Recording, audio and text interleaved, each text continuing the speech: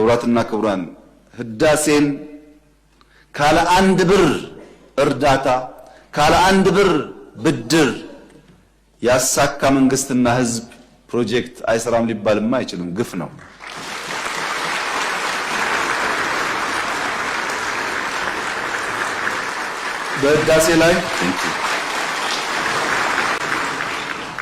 በህዳሴ ላይ አንድም ብር እርዳታ አንድም ብር ብድር ኢትዮጵያ አልወሰደችም። በጀግኖች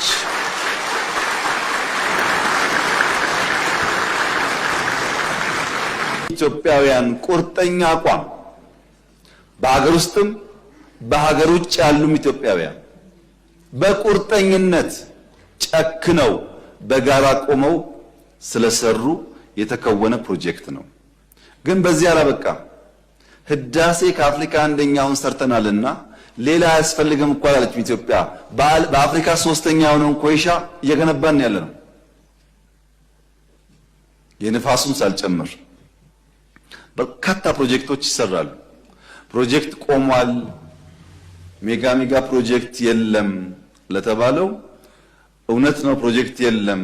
ግን ከአፍሪካ አንደኛው ኤርፖርት ኢትዮጵያ ውስጥ ተጀምሯል።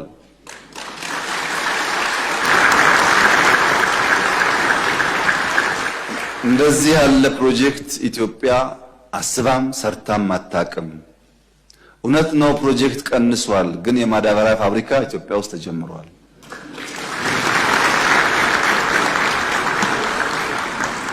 ፕሮጀክት ቀንሷል። የጋዝ ፌዝ 1 ጨርሰን ፌዝ 2 እና ሪፋይነሪ እየሰራን ነው። በሜጋ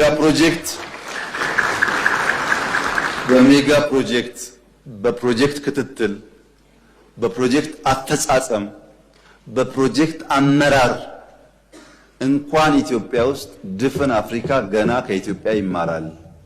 ድፍን አፍሪካ